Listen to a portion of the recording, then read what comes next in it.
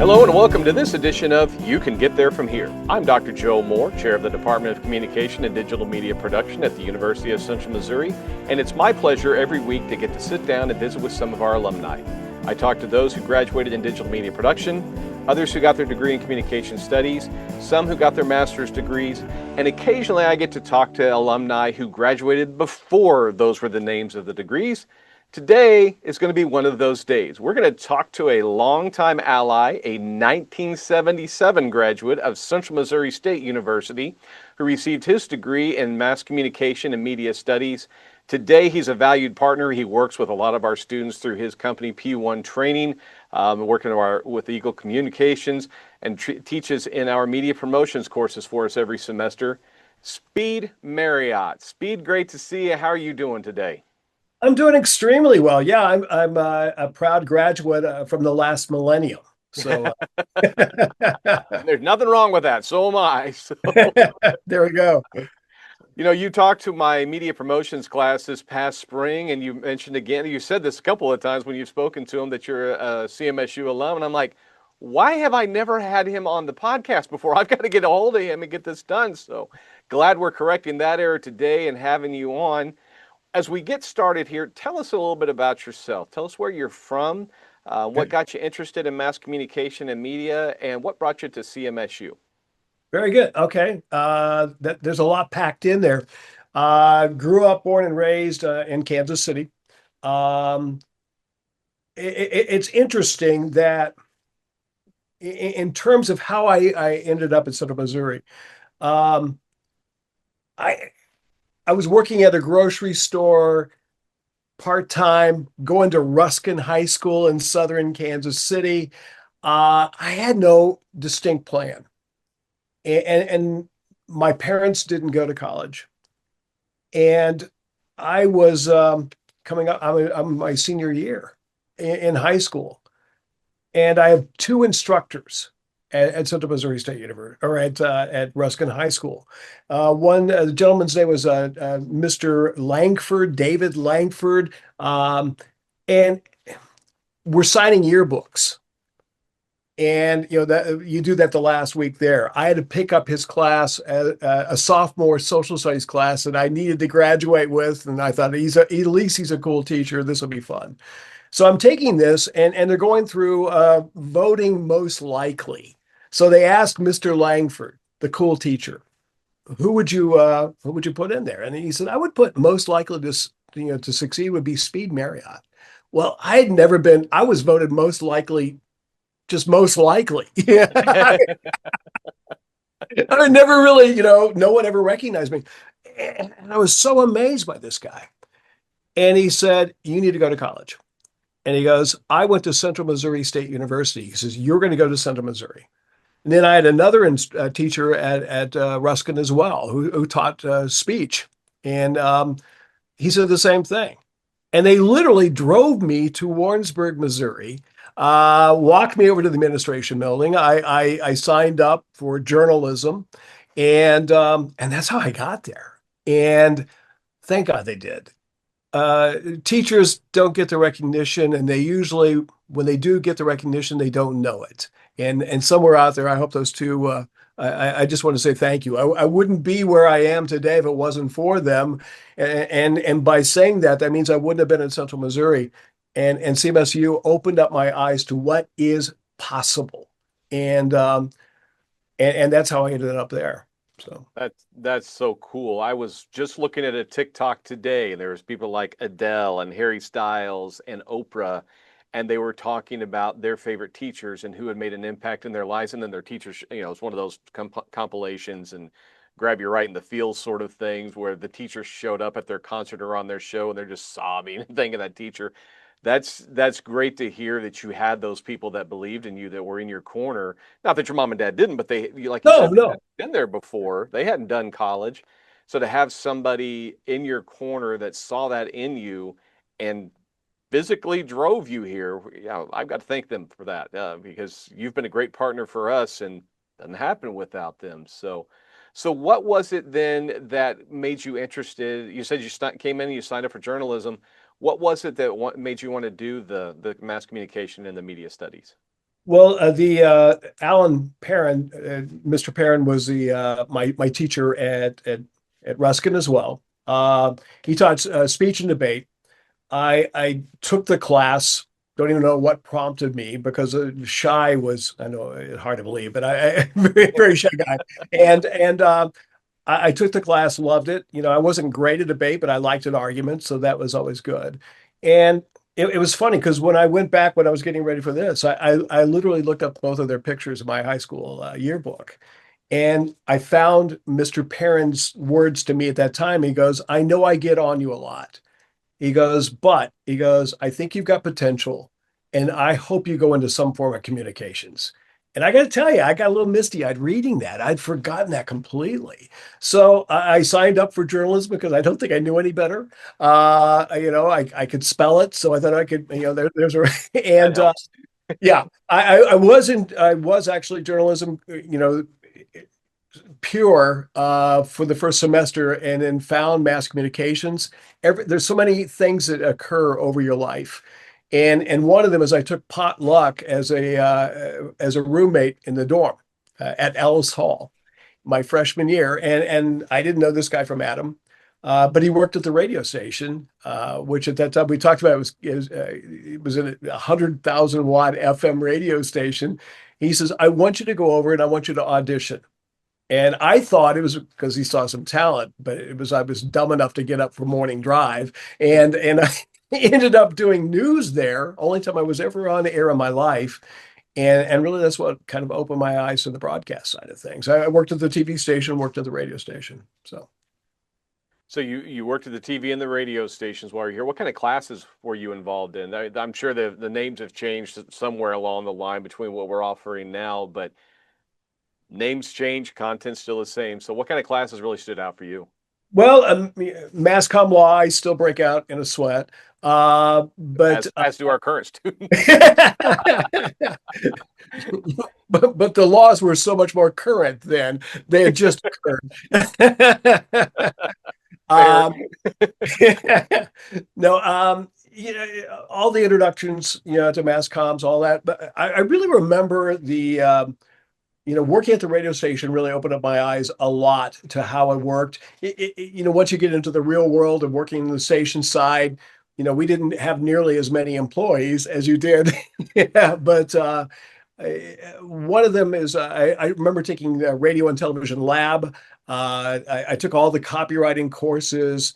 I was going to be the great American copywriter. That really is how I kind of started off my logic. And all of those opened up my eyes. It was funny though, the radio lab when I was there, they had the AM lab and the FM lab. Okay. Well, the FM lab they didn't have a stereo mic at that time. So they had two microphones. So as you were talking back and forth, anybody wearing headphones would be like, oh my God. But it was a different He's world. moving. So it was an interesting concept. But yeah, I took those television production class, film with Dr. Smead, which we were just talking about. So there was, all of those classes, once again, just kind of open up your eyes to here's what's available. Here's what's out there. So today we tell our students, in digital media production, we make stuff. We make movies, we make sportscasts, we make radio shows and podcasts and things like that. And so we stress to the students, you're gonna get the nuts and bolts and the best practices here in the classroom. But you have to go out and do this. You have to go out and practice it. Was it emphasized like that back when you were in school? You know, I don't think it really was, but the reason why I was shaking my head, yes, is so true. We were learning how to cut and splice tape. Oh, yeah, I remember. Had that been the only thing I picked up in school, that would have been not a missed opportunity. But yeah, no, what you what you do is it opens up your eyes with what's out there, and then you never stop learning.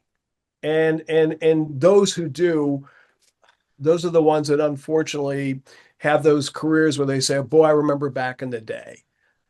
I choose to look at back in the day as today, and to continue to grow and to learn and to gather information.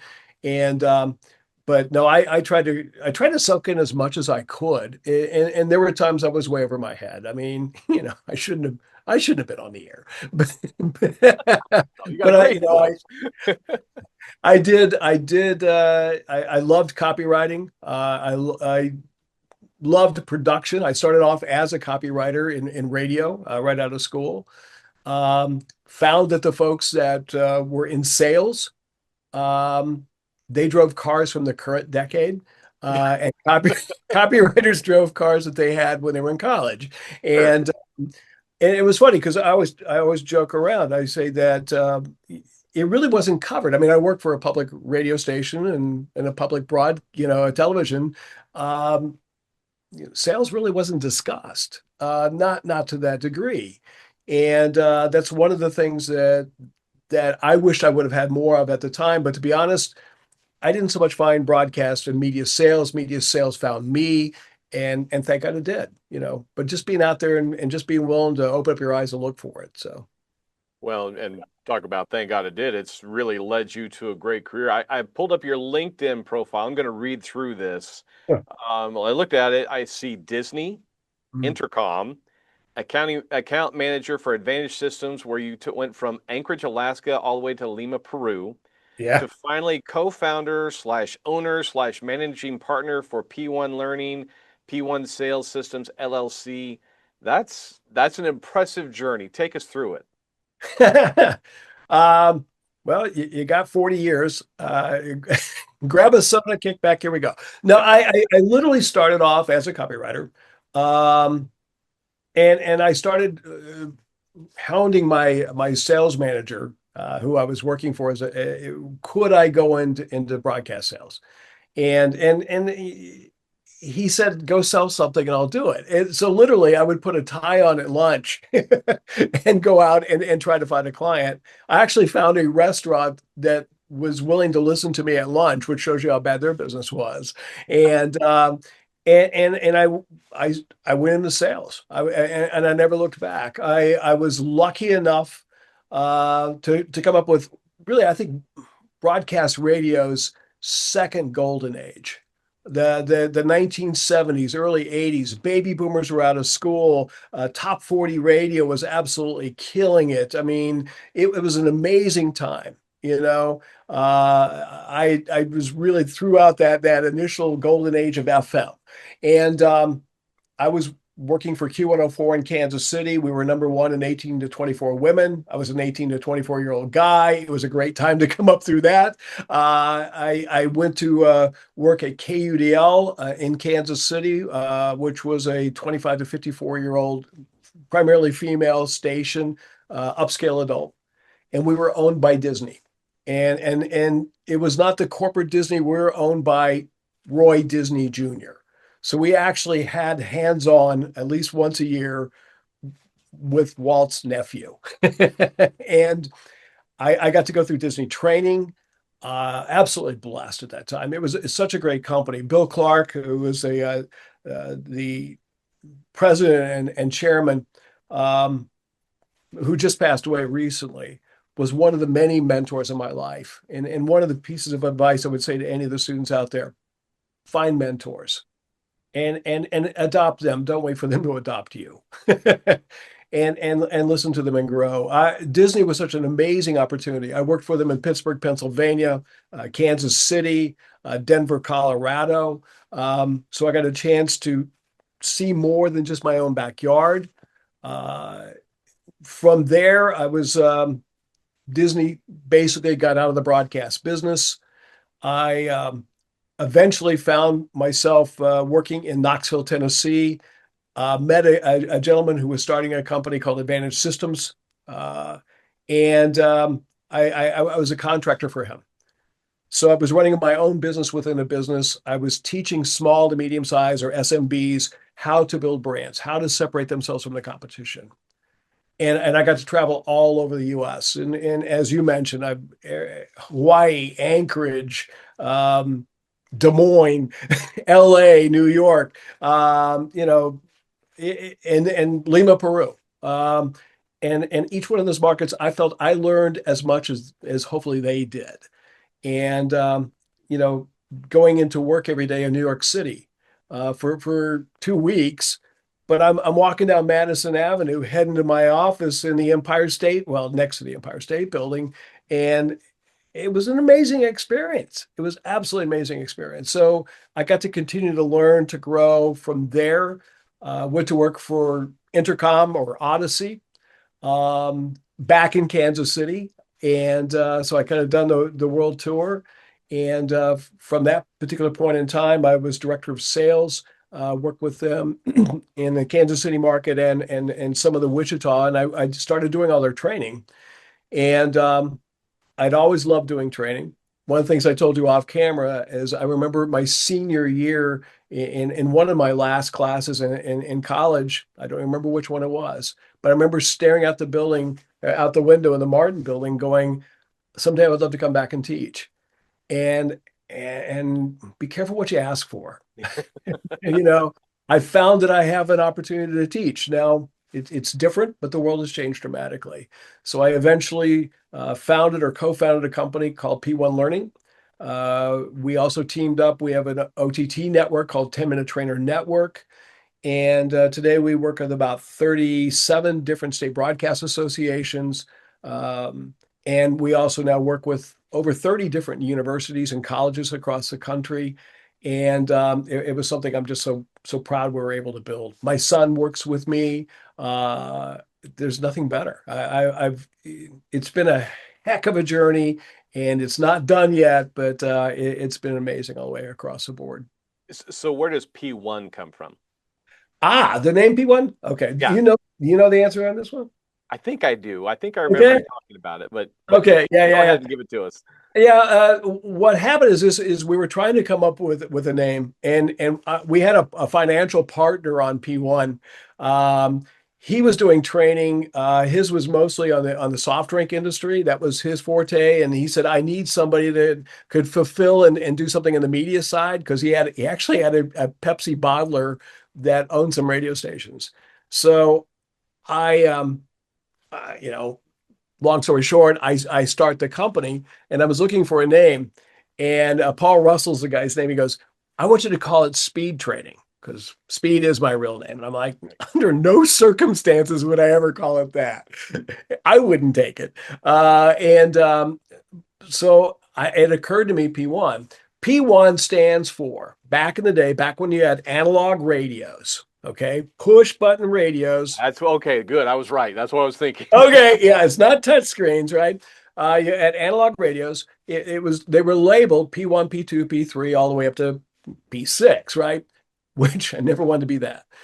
And it stood for first preference, second preference, third preference, and on. And it was like GM and Ford and Chrysler made this up. We didn't, but the program directors from back in the analog days, I'm talking about way back, said, I want to be first preference. I want to be that first button that if you hop in the car, you press that. And because that is your voice, that's what, your friend, your companion, all that. So when we started the company, I said, I want our students to be P1, to be first preference, the first one thought of within their building, from their clients, from their management, their coworkers. You're that go-to person, and that's where the name came from. So I was that was a okay. long way to get to Yeah, you that. told that in my class. I was like, I think that's what it was the push button, the It was P1. the push button. And Yeah. yeah, I miss having those. I had the hardest time programming the radio in my truck. I just had that little push button that you just got to push. So I know it is. It's even more confusing now. Because you do have Sirius and other so now it's like I'm not even on the radio. I can't even get back to it. So yeah, it's crazy, but part of so that's being a boomer. well, I've gone through it. I went through the first semester that I taught, that we included P1 as part of the training of my media promotions class. I took it, and it totally changed the way I look at sales because I had never really wanted to get into sales. Hmm. The idea of being, man, asking somebody to give me money just to do this, I don't feel right about that. You totally changed the way I think about it because you take an approach, the university's mission is education for service. And you take the approach of we're in the service industry, in broadcast television, radio. We're trying to serve our communities and we're trying to help our advertisers meet their goals. And if you sell it like that and you do the client needs analysis, you're showing I care about you and your success, which makes us a stronger community, helps you succeed. Yes, you're going to have to pay me because I got to stay on the air to be able to do this, but it's a whole mindset change. Was that kind of how you approached sales the entire time in your career? It really is. It really is. And I was one of those kids that back in Cub Scouts, I couldn't sell the pancake tickets, breakfast tickets. I would give them to my dad and he would, go sell them at work. Um, if I don't believe in it, if I don't believe I'm helping somebody, then I don't want anything to do with it. And I don't want to be sold. I'll be honest. I'm lousy at being a customer. Um, but if I can go in there and I love being a student of business. I love seeing how other businesses work. I always am reading a biography, a business book of some kind, just to kind of find out how whoever it was did it. Right now, I'm reading it happens to be on Disney on Imagineering and how they go about designing the products of the theme parks that fulfill the needs, of these people, families spending their hard earned money.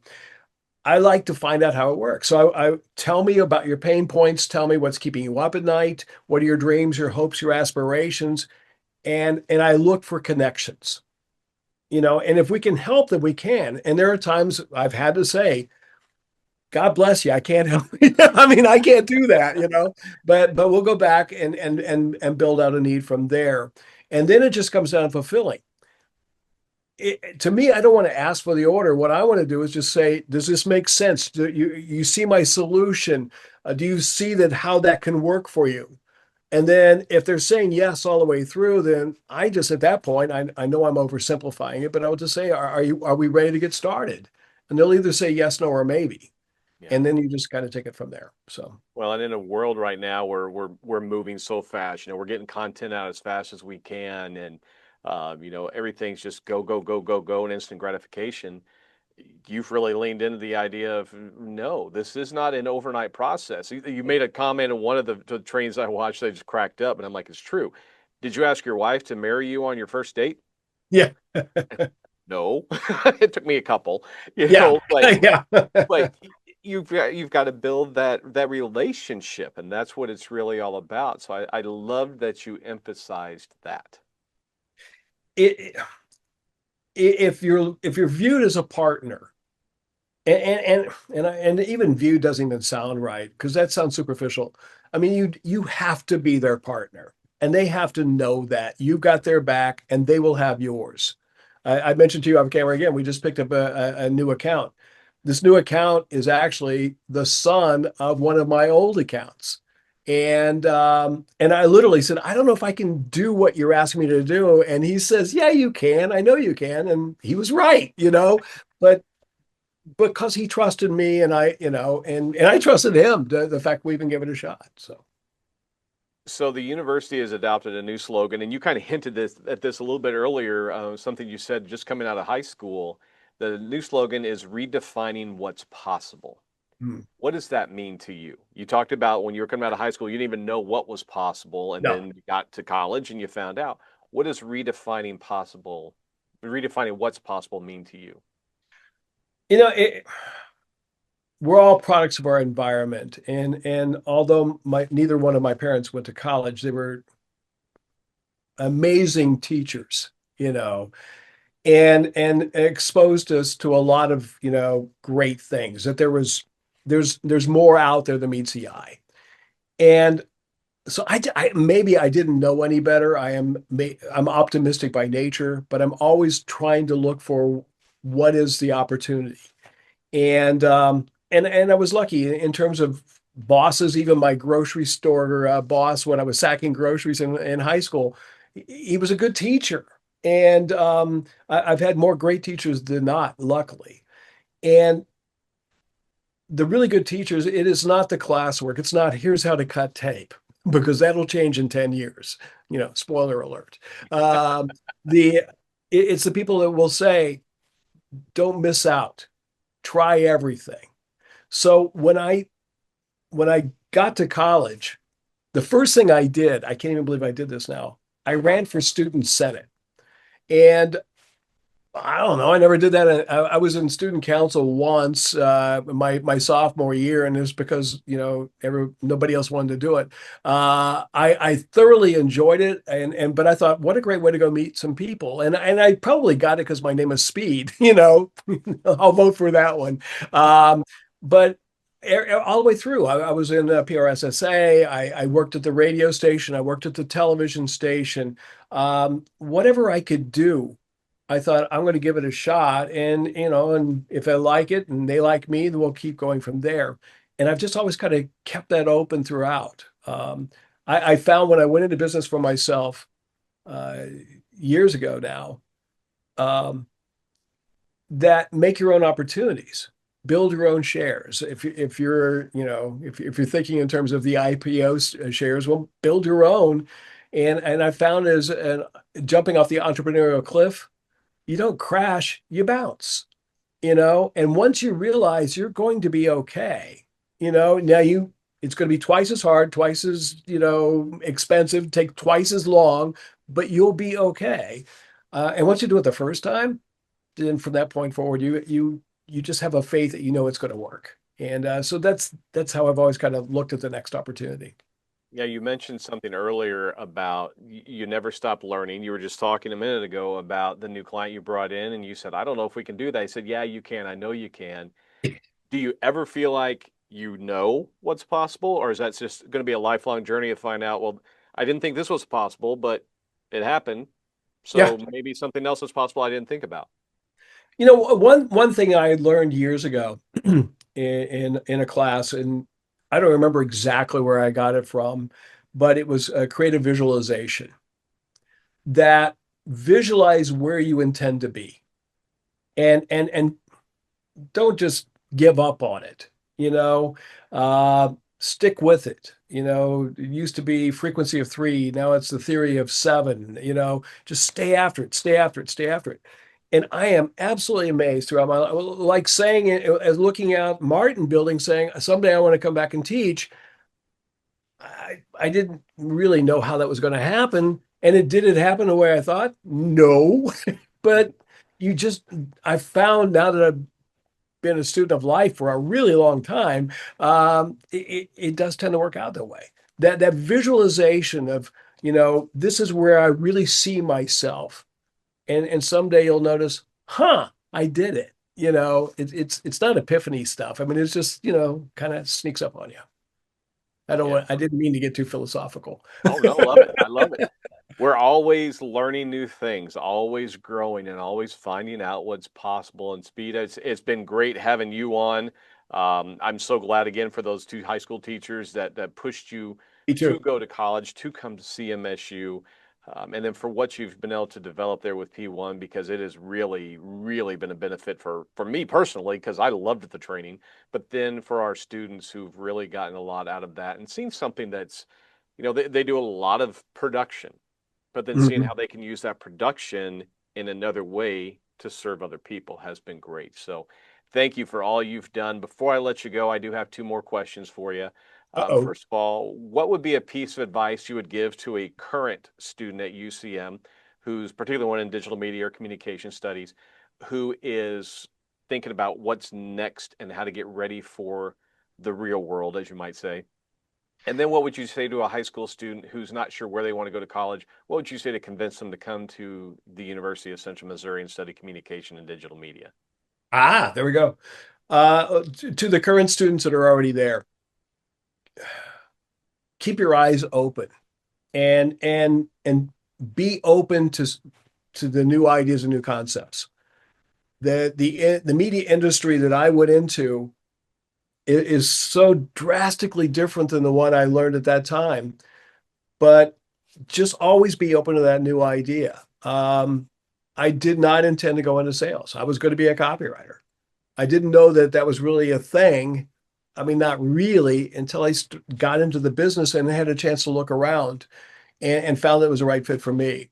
Um, just be open to those ideas, open to those concepts. and it's not a one and done scenario. You're learning and opening up your eyes for your entire life. Yeah, that's for For sure. for those kids that are in high school, same advice that I just gave, except for I didn't go to a large major university. And by major, what the heck is that? But I have worked side by side with guys who went to Stanford, Dartmouth. Those two I work with a lot, and they used to give you a hard time saying you're a mule, and I said, to the Stanford guy, you're a tree. Proud of it, I baby. mean, come on. Shouts out. And I said, but look, we're both at the same place. Yeah. But the difference is, now I didn't go to a huge, college. I went to CMSU at that time, and I had so much more opportunity. I would never have been able to walk into the radio station on day one as a freshman and be on the air. Yep. you know, to me, I that's what I loved about it, was the fact that it was big enough yet small enough that I could do whatever I wanted to figure out who the heck I was. Does that make sense? It does. Makes perfect sense to me. That's something we preach to our students all the time is, you can go to a bigger institution, but you're going to end up working next to people that come from here, and the kids that come here, the students that come here, they're going to get a chance from day one to get involved. So you're a prime example of that, and look where you are now, working right along the trees. Yeah. Pete, thanks for being on today. Sure do appreciate it. Appreciate everything you've done for our program, and Thank you. we'll stay in touch, and we'll keep working with you down the road, and let you keep living that dream of teaching here at CMSU. That's right. That's hard for you to say. It is. It still is. And I've been teaching here for a while. Well, you changed the name, and I did go out and buy the new action wear. So I do have sweatshirts that say UCM. So Fair anyway, enough. Fair enough. Thanks, we'll Pete. see. And special thanks to all of you for tuning in today. Remember, you can catch every episode on our YouTube channel through the UCM Media Network. That's youtube.com/UCMMN. You can also listen on Spotify. Special thanks to Jake Mager, as always, for creating our theme music for us. Again, this is Dr. Joe Moore reminding you, you can get there from here. Have a great day.